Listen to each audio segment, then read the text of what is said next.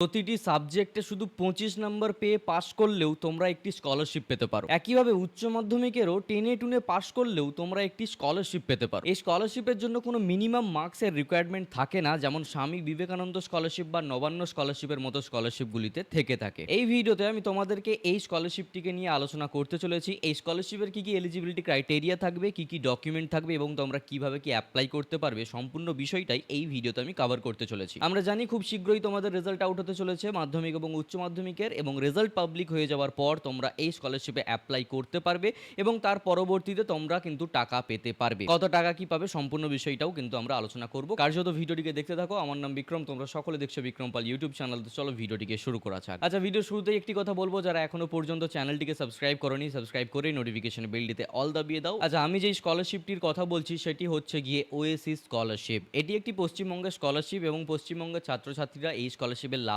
নিয়ে থাকে। কারা এই স্কলারশিপে অ্যাপ্লাই করে না, মূলত যারা টেনে টুনে পাস করে, মানে এতে কোনো তো যেহেতু মিনিমাম মার্কসের কোনো প্রয়োজন থাকে না, তো সেহেতু যারা মানে কম নাম্বার পেয়ে থাকে তারা কিন্তু এইখানে অ্যাপ্লাই করে, ঠিক আছে। এবং যারা যারা 60% বা তার ঊর্ধ্বে পায় তারা এসবিএমসিএম করে, যারা 50% থেকে 59% পর্যন্ত নাম্বার পায় তারা নবান্ন স্কলারশিপ অ্যাপ্লাই করে, যারা 50%-এরও নিচে নাম্বার পায় তারা ওএসি স্কলারশিপে অ্যাপ্লাই করতে পারে, ঠিক আছে। তো এলিজিবিলিটি ক্রাইটেরিয়ার মধ্যে প্রথম যেই পয়েন্ট সেটাতে তোমাদেরকে বলে দিই, তোমাদের রেসিডেন্ট হতে হবে পশ্চিমবঙ্গের, মানে পশ্চিমবঙ্গের বাইরে যারা যারা থাকো, অথচ যারা হয়তো বা ভিডিও দেখছো এরকম খুব কম সংখ্যকই থাকতে পারে বা হয়তো বা নেই, বাট তাও বলে রাখি যারা যারা পশ্চিমবঙ্গে থাকে তারা কিন্তু এই স্কলারশিপে অ্যাপ্লাই করতে পারে, অর্থাৎ রেসিডেন্স অফ ওয়েস্ট বেঙ্গলের হতে হবে। সেকেন্ড যে পয়েন্ট সেটা হচ্ছে গিয়ে তোমাদের এখানে কাস্ট ক্যাটেগরিটা ম্যাটার করছে, অর্থাৎ তোমাকে এখানে কিন্তু ভ্যালিড কাস্ট সার্টিফিকেট তোমার থাকতে হবে। যদি না থাকে তাহলে কিন্তু তোমরা এখান থেকে এলিজিবল না বা অ্যাপ্লাই করতে পারবে না। আর বেসিক্যালি এখানে ওয়েস্ট বেঙ্গলের কোনো স্কুল বা কলেজে পড়লেই কিন্তু হবে, এতে কোনো প্রবলেম নেই। আর অবশ্যই তোমাদেরকে হয় এসসি হতে হবে, নাহলে এসটি, নাহলে ওবিসি হতে হবে। এই ক্যাটেগরির কাস্টের স্টুডেন্টরা কিন্তু এই স্কলারশিপে অ্যাপ্লাই করতে পারবে। খুব সিম্পল এলিজিবিলিটি ক্রাইটেরিয়া, এই ক্রাইটেরিয়াগুলো ম্যাচ করলে কিন্তু তোমরা এখান থেকে অ্যাপ্লাই করার যোগ্য হয়ে যাবে। এবং এডুকেশন লেভেলটা তোমাদেরকে বলে দিই, যারা যারা ক্লাস 9 পাস আউট করবে তখন থেকেই তোমরা কিন্তু এখানে অ্যাপ্লাই করতে পারবে, ওকে। অর্থাৎ প্রি ম্যাট্রিক্স মানে ক্লাস 9 to 10 তোমরা এখানে একবার টাকা পাবে। আবার পোস্ট ম্যাট্রিক্সে ক্লাস 11 থেকে শুরু করে 12, তারপরে কলেজে উত্তীর্ণ হবে, মানে আন্ডার গ্র্যাজুয়েশন কমপ্লিট হয়ে গেলে পোস্ট গ্র্যাজুয়েশন, এই সকল কিন্তু স্টুডেন্টরা এই স্কলারশিপের লাভ নিতে পারবে। যে কোনো প্রফেশনাল কোর্স করলেও তোমরা এখান থেকে করতে পারবে, আর যদি নর্মাল জেনারেল কোর্স করো তাহলেও করতে পারবে, কোনো অসুবিধা নেই। কোনো স্ট্রিমের নিয়ে এখানে কোনো প্রবলেম নেই, যে কেউ অ্যাপ্লাই করতে পারবে, ঠিক আছে।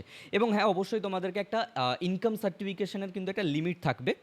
সেটা হচ্ছে গিয়ে যারা যারা এসসি এসটি স্টুডেন্ট রয়েছে তাদের যেন 2.5 লক্ষের বেশি ইনকাম না হয়ে থাকে বাৎসরিক, ঠিক আছে। অর্থাৎ তোমার ফ্যামিলির যেই অ্যানুয়াল ইনকাম সেটা কিন্তু 2 লক্ষ থেকে শুরু করে 2.5 লাখের বেশি হওয়া যাবে না, তার নিচে হতে হবে, ঠিক আছে। আর যদি এটা ক্রস করে যায় তাহলে কিন্তু তোমরা এখানে অ্যাপ্লাই করতে পারবে না। হ্যাঁ, ইনকাম সার্টিফিকেটটা যখন তোমরা জেনারেট করাবে সেই মুহূর্তে এই ইনকামটা দেখালেই হবে, ঠিক আছে।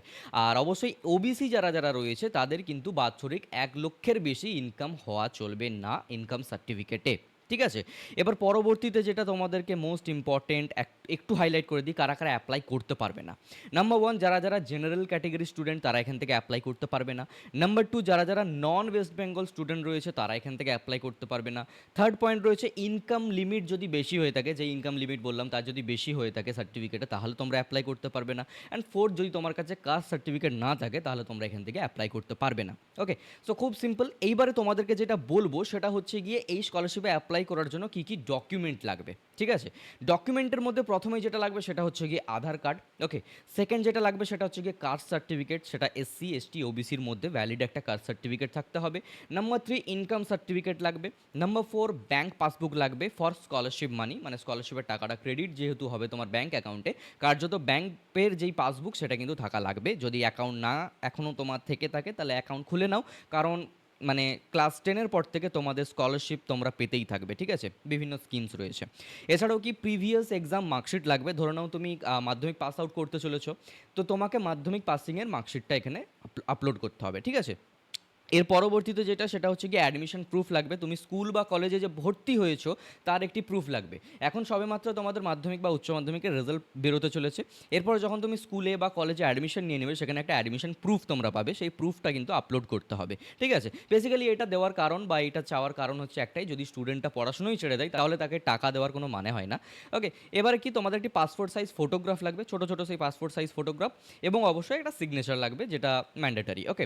এবার এর মধ্যে যদি একটাও তোমার মিসিং থাকে তাহলে কিন্তু তোমার অ্যাপ্লিকেশন রিজেক্ট হয়ে যাবে বা তুমি অ্যাপ্লিকেশন সাবমিটই করতে পারবে না। ঠিক আছে, এই ডকুমেন্টগুলো তোমাদের লাগবে। এবার মোস্ট ইম্পর্টেন্টলি তোমরা এটাকে কিভাবে আবেদন করতে পারবে, বাড়িতে বসেও করতে পারো বা কোনো সাইবার ক্যাফেতে গিয়েও করতে পারো, কোনো অসুবিধে নেই। ঠিক আছে, এর জন্য কি করতে হবে, বেসিক্যালি তোমাদেরকে ওএসিস পোর্টালে ভিজিট করতে হবে। আমি ওএসিস পোর্টালের লিঙ্কটা ডিসক্রিপশনে দিয়ে রাখবো।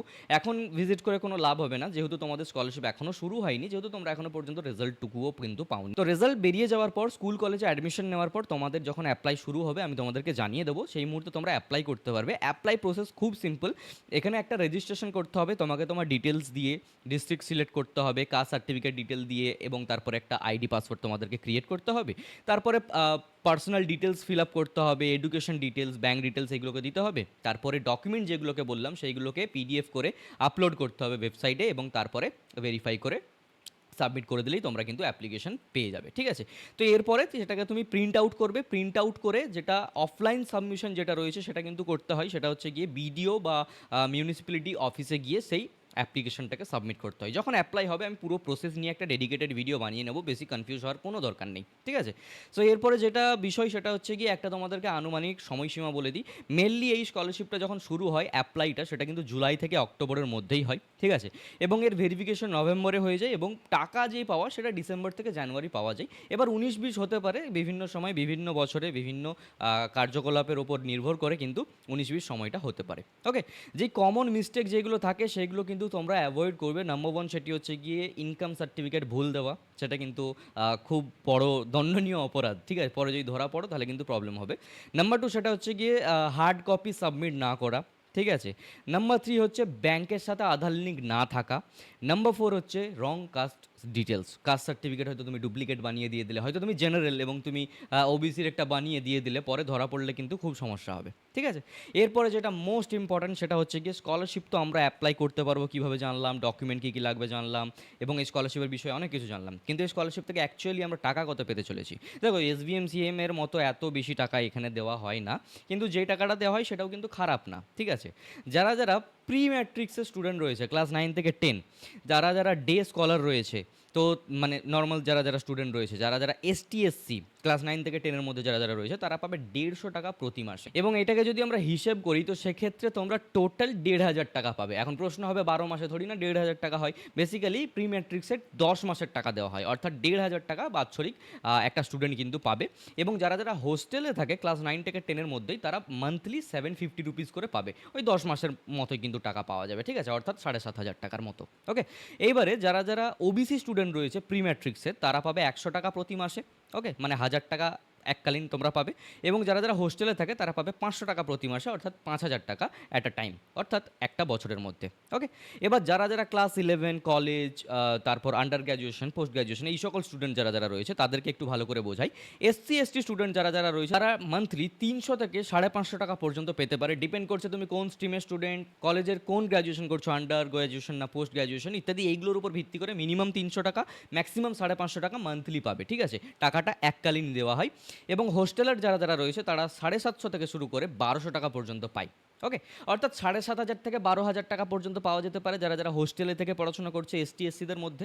এবং যারা যারা SC/STদের মধ্যে নর্মাল স্টুডেন্ট রয়েছে, তারা ওই বছরে 3,000 থেকে 5,500 টাকা পর্যন্ত পেতে পারে। ঠিক আছে, এবং যারা যারা ওবিসি রয়েছে তারা 160 টাকা থেকে শুরু করে 350 টাকা পর্যন্ত প্রতি মাসে পেতে পারে, অর্থাৎ 1,600 থেকে 3,500 টাকা পাবে।